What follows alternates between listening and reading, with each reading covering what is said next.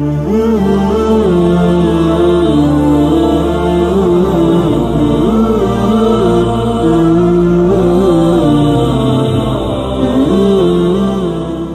علیکم ورحمۃ اللہ وبرکاتہ۔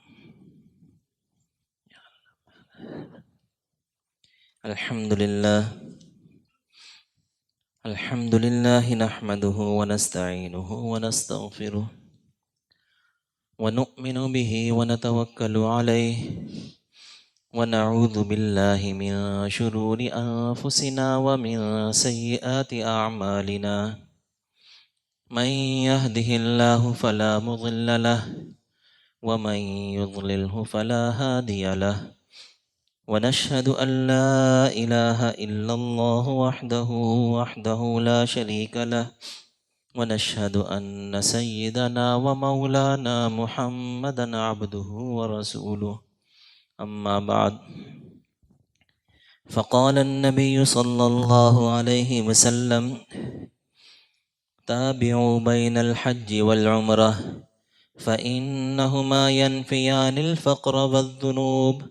كما ينفي الكير خبث الحديد والذهب والفضة، أو كما قال عليه الصلاة والسلام: صدق رسوله النبي الكريم، ونحن على ذلك لمن الشاهدين والشاكرين والحمد لله رب العالمين۔ میرے محترم دوستوں اور بزرگوں، اللہ تعالیٰ نے انسان کو اپنی عبادت کے لیے پیدا فرمایا، اور اللہ تعالیٰ خود بھی فرماتے ہیں: خلقت الانس والجن الا لیعبدون، کہ انسان کی پیدائش کا مقصد میری عبادت کرنا ہے۔ اب چونکہ انسان کی جو طبیعت ہے یہ تنوع پسند ہے، یعنی مختلف قسم کی چیزوں پر انسان راضی ہوتا ہے، ایک چیز میں اکتاہٹ کا شکار ہو جاتا ہے۔ حتیٰ کہ آپ دیکھ لیں کہ اگر کوئی بندہ ایک ہی قسم کے کھانے شروع کر دے، ایک ہی چیز کو کھانا شروع کر دے، چاہے جتنی بھی لذیذ کیوں نہ ہو، اعلیٰ سے اعلیٰ کیوں نہ ہو، یہ اکتا جاتا ہے۔ جیسے بنی اسرائیل کا واقعہ بھی آپ سنتے رہتے ہیں کہ جب فرعون سے نجات ملی تو اب اتنا اعلیٰ لذیذ ان کو کھانا مل رہا ہے، بیٹھے بٹھائے مل رہا ہے، بیٹھے بٹھائے بٹیر مل رہے ہیں، ہم تو ترس جاتے ہیں۔ اب بٹیر مل رہے ہیں جناب، بٹیر کھا رہے ہیں، لیکن وہ کہنے لگے کہ جناب ہم تو اکتا گئے، لہذا اب ہمیں لہسن عدسیہا بصلیہا ہے کہ اب ہمیں لہسن پیاز ہو، مسور کی دال ہو، یعنی اس طرح کی چیزیں ہمیں چاہیے۔ تو یہ حقیقت ہے کہ انسان جتنے بھی مرغن اور لذیذ سے لذیذ غذائیں کھا لے، ایک وقت میں آ کے اکتا جاتا ہے۔ چونکہ انسان کی طبیعت ایسی ہے، تو اللہ تعالیٰ نے انسان کو پیدا تو اسی لیے کیا، عبادت کے لیے، تو اس کی طبیعت کے پیش نظر عبادات کے اندر بھی اللہ تعالیٰ نے تنوع رکھا، ایک ہی قسم کی عبادات نہیں رکھی کہ صرف نمازیں ہی ساری زندگی پڑھتے جاؤ۔ اگر اللہ تعالیٰ اس طرح کہہ دیتے تو احکم الحاکمین بادشاہ ہیں، وہ حکم دے سکتے ہیں ساری زندگی نمازیں ہی پڑھنی ہے، تو بندہ پڑھتا رہتا۔ لیکن اللہ تعالیٰ کیسی کریم اور رحیم ذات ہے کہ عبادات کے اندر بھی تنوع رکھا، کہ نماز ہے، اور پھر جناب بعض اوقات روزہ آ جاتا ہے، اس کی ایک اپنی لذت ہے، پھر جناب حج ہے، پھر عمرہ ہے، زکوٰۃ ہے، ہر عبادت کے اندر لذت رکھی اللہ تعالیٰ نے، اور علیحدہ ہی لذت ہے اس کی۔ تو انہی عبادات کے اندر ایک انتہائی اہم عبادت ہے عمرے کی، حج کی۔ تو جس پر حج فرض ہو، زندگی میں ایک مرتبہ حج فرض ہوتا ہے، وہ تو حج کرے گا ایک ہی مرتبہ، اس کے بعد نفلی ہے جتنا موقع مل جائے۔ اور عمرہ جو صاحب حیثیت لوگ ہیں، ایک مرتبہ کم سے کم عمرہ کرنا سنت ہے، سنت موقدہ ہے، کہ جو صاحب حیثیت لوگ ہیں جو کر سکتے ہیں، اور نفلی جس قدر بھی چاہیں۔ اور دیکھیے کہ اس کی فضیلت آپ الاسلام کیا بیان فرما رہے ہیں۔ فضیلت یہ جو میں نے حدیث آپ کے سامنے تلاوت کی ہے، آپ الاسلام فرما رہے ہیں، جس کا مفہوم ہے تابعوا بین الحج والعمرہ، حج اور عمرہ مسلسل کرو، حج اور عمرہ زیادہ کرو، مسلسل کرو، ایک کے بعد ایک کرو، حج کیا عمرہ کرو، عمرہ کیا پھر حج کرو۔ فَإِنَّهُمَا يَنْفِيَانِ الْفَقْرَ، دو فائدے بیان فرمائے۔ ایک فائدہ کیا ہوگا کہ اس سے فقر دور ہوگا۔ اب دیکھیے کہ بظاہر یہ ایسی عبادت ہے جس میں مال جا رہا ہے، عمرے پر لاکھوں روپے لگ رہے ہیں، حج پر لاکھوں روپے لگ رہے ہیں، بظاہر ایسی عبادت ہے کہ جس پر کیا ہے، پیسے خرچ ہو رہے ہیں، لیکن یہی ایمان بالغیب ہے کہ حضور فرما رہے ہیں کہ یہ فقر کو دور کرتا ہے، یہ تنگ دستی کو دور کرتا ہے۔ اب دیکھیے جیسے زکوٰۃ ہے، زکوٰۃ میں کیا ہوتا ہے کہ زکوٰۃ میں جناب پیسہ جیب سے جا رہا ہے نا، قرآن کہتا ہے یربی صدقات، کہ یہ ایسی عبادت ہے زکوٰۃ کی کہ یہ مال کو بڑھائے گی۔ جو سود ہے نا، سود کے بارے میں آتا ہے کہ سود کیا ہے، یہ مال کو کم کرتا ہے، اس مال کو گھٹاتا ہے یہ،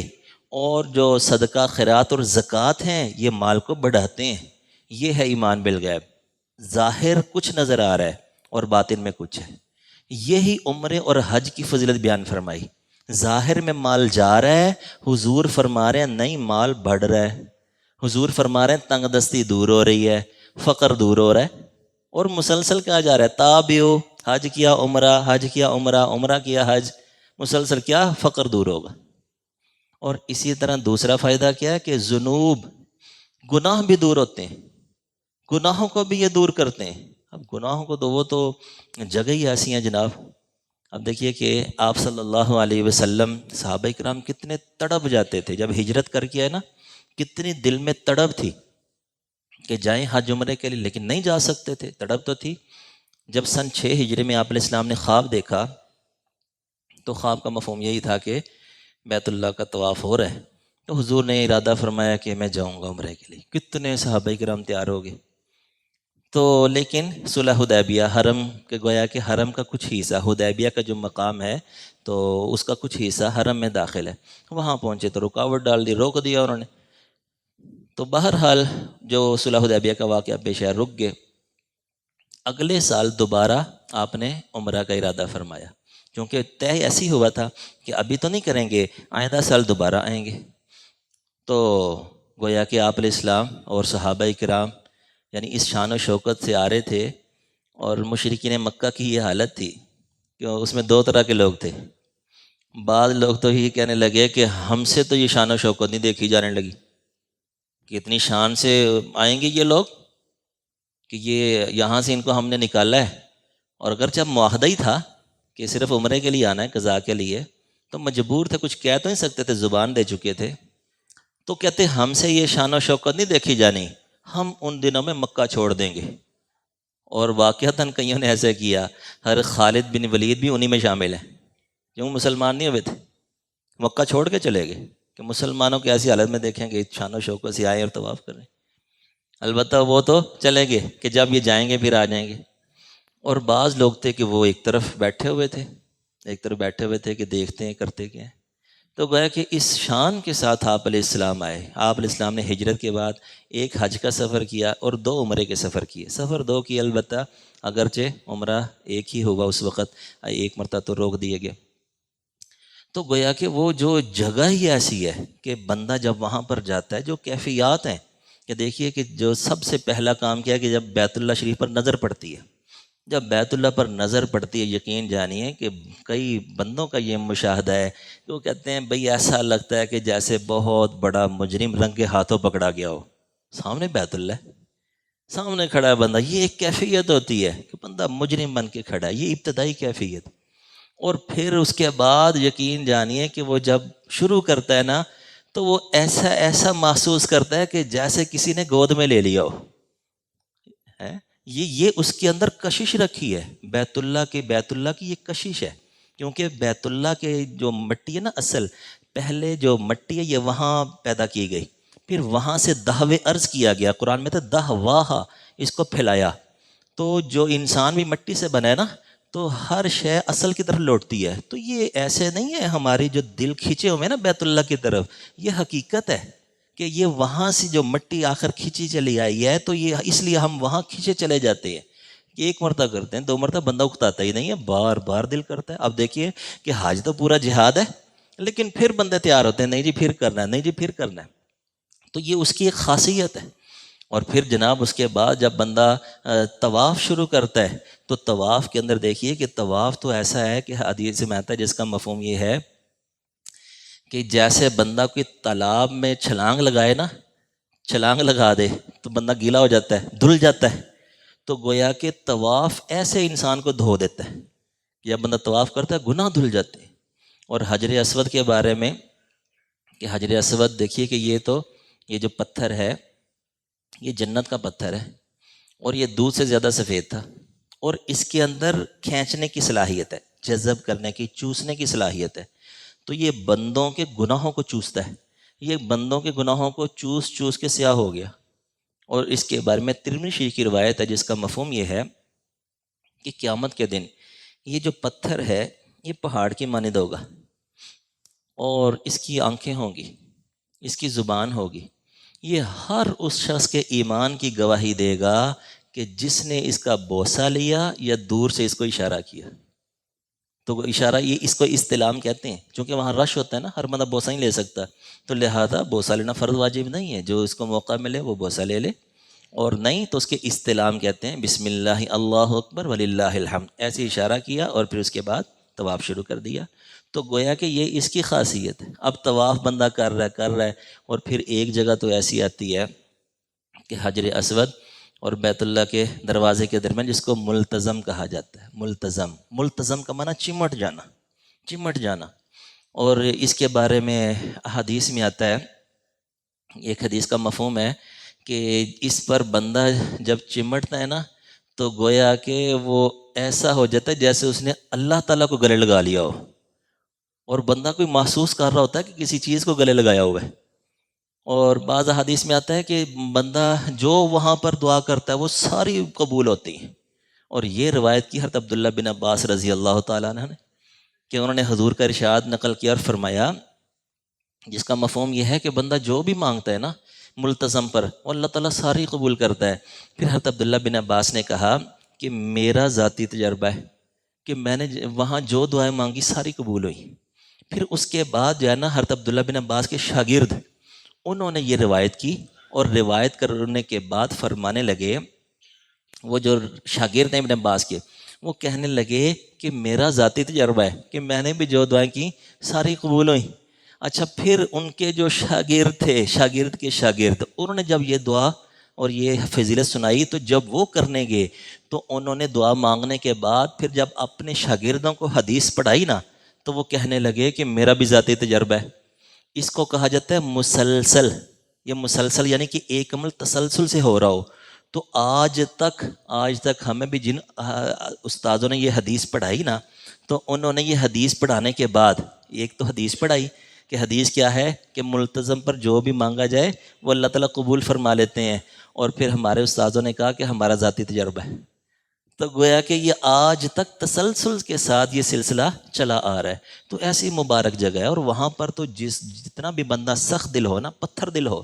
ساری زندگی اس کو رونا نہ آیا ہو، وہاں جا کے چمٹ جائے تو خود بخود رونانا شروع ہو جاتا ہے. اور گویا کہ جب یہ بندہ طواف کرتا ہے، اب دیکھیے کہ جب یہ طواف کرتے تو ایک سنت طریقہ کیا ہے کہ اجتباء یعنی کندھے کو ننگا کرنا، دائیں کندھا ننگا کرتے ہیں اور تھوڑا سا پہلوانوں کی طرح چلتے ہیں. تو جب آپ علیہ السلام آئے نا صحابہ کرام تو مشرکین مکہ باتیں کر رہے تھے کہ یثرب کے بخار نے ان کو کمزور کر دیا ہوگا، کیونکہ یثرب کا بخار مشہور تھا. پہلے تو اس کا نام یثرب تھا اور مشہور تھا کہ وہاں کا بڑا سخت بخار آتا ہے، اور حقیقت بھی ہے کہ مدینہ منورہ کا بخار مشہور تھا. تو جب حضور ہجرت کر کے گئے تو حضور نے دعا فرمائی تو حضور کی دعا کی برکت سے وہ بخار وہاں سے نکل گیا. تو وہ کہنے لگے کہ یہ کمزور ہو گئے ہوں گے، تو حضور نے حکم دیا کہ تم جو ہے نا یہ دایاں کندھا ننگا کرو، ننگا کر کے چلو، ذرا تمہاری جوانی دیکھیں یہ، اور پھر ذرا پہلوانوں کی طرح چلنا. تو وہ ایسی اللہ پاک کو ادا پسند آئی، 1400 سال سے ایسی چل رہے ہم. اب وہاں کوئی مشرکین مکہ نہیں ہے، لیکن وہ ایک ادا تھی نا، اسی اخلاص سے ادا کی، ایسے اخلاص سے ادا کی انہوں نے. تو وہ گئے، آج تک سنت یہی ہے کہ اس طرح سے طواف کرنا ہے. تو گویا کہ وہ بندہ جگہ ہی ایسی ہے کہ رحمتوں کو سمیٹ رہا ہے، برکتوں کو سمیٹ رہا ہے. اور اس کے بعد کیا کہ پھر صفا مروہ کی جو سعی ہے اس میں بھی ایسا ہی ہے کہ ہاجرہ اور وہ چھوٹا بیٹا جس جگہ پر چھوڑ کر گئے، اب دیکھیے کہ وہ بوادن غیر ذی زرعین، کہ نہ چرند نہ پرند نہ پانی کچھ بھی نہیں ہے، اور ایک ماں ہے، چھوٹا بچہ ہے شیرخوار، اور ماں کی چھاتی سے دودھ بھی ختم ہو گیا، ماں کچھ کھائے گی نہیں پیے گی، دودھ کیسے بنے گا؟ تو جناب اب وہ کیا ہے کہ بچہ رو رہا ہے اور ماں دوڑنے لگا رہی ہے، صفا پہ جا رہی ہیں کہ دور دور تک دیکھتی ہیں کہیں پانی نظر آئے، پانی ایسے ہی نظر آتا ہے نا کہ چرند پرند ہوتے ہیں تو پتہ چلتا ہے کوئی یہاں پر چیز ہے، تو گویا کچھ نظر نہیں آ رہا، اور پھر تھوڑا سا نیچے اترتی ہیں، جو حضرات گئے ہوئے ہیں ان کو اندازہ ہوگا صفا تھوڑی سی اونچی ہے، پھر نیچے آنا پڑتا ہے، پھر مروہ تھوڑی سی اوپر ہے، جو حضرات گئے انہیں تو پتہ ہے، جو نہیں گئے اللہ تعالیٰ ان کو بھی نصیب فرمائے۔ تو وہ پھر جب نیچے آتی تو دوڑتی، وہ دوڑتی پھر مروہ پہ چڑھ جاتی، پانی دیکھتی پھر واپس آتی، تو وہ چونکہ یہ اللہ کی رضا کے لیے وہاں ٹھہرے تھے کہ انہوں نے کہا تھا کہ اللہ کا حکم ہے، اللہ ہمیں ضائع نہیں کرے گا، ایسا اللہ کی رضا میں راضی ہوئے کہ وہ دوڑ بھی اللہ کو پسند آ گئی، اور آج تک حاجیوں کو دوڑایا جا رہا ہے، تو وہاں پر دوڑنا بھی سنت۔ تو گویا کہ یہ وہاں کی جو ادائیں ہیں، جو حضور صلی اللہ علیہ وسلم، صحابہ کرام، وہ جب بندہ ادائیں کرتا ہے نا ان اداؤں کے ساتھ، تو اس کی کیفیات ہی کچھ اور ہوتی ہیں، تو گویا کہ اس سفر کے اندر بندہ بڑا ہلکا پھلکا محسوس کرتا ہے اپنے آپ کو۔ اور پھر آخر میں جو حکم دیا حلق کا، اب یہ کیا سر منڈانا ہے، اب دیکھیے کہ یہ ساری ایسی چیزیں ہیں کہ جو عقل سے ہٹ کر ہے، عقل کا تو اس میں دخل ہی نہیں ہے نا، ساری چیزیں عقل میں تھوڑی آتی ہیں، عقل ہے ہی کیا، یہ عقل تو اپنی عقل میں بھی نہیں آتی نا، یہ عقل ہے کیا چیز، یہ تو سارا ایمان بالغیب ہے، شریعت چیز ہی ایسی ہے۔ تو اب وہ جو چیز ہے کہ اب کیا ہے کہ بندہ جب یہ سارے کام کر کے فارغ ہوتا ہے نا، تو ایک ایسی چیز ہوتی ہے کہ جیسے یار پتہ نہیں کوئی سیمٹ کر بندے کے اندر سے جو گناہ نکل کے ایک جگہ اکٹھے ہو گئے ہوں، تو وہ جب حلق کرواتا ہے نا تو بہت ہلکا محسوس کرتا ہے، یہ حقیقت ہے، یہ انشاءاللہ آپ نے بھی کیا ہوگا محسوس، یہ ساتھی گواہ ہیں جو حضرات گئے ہیں، وہ سب گواہ ہیں کہ جب بندہ حلق کرتا ہے اپنے آپ کو بڑا ہلکا محسوس کرتا ہے، چونکہ پاک صاف ہو جاتا ہے نا۔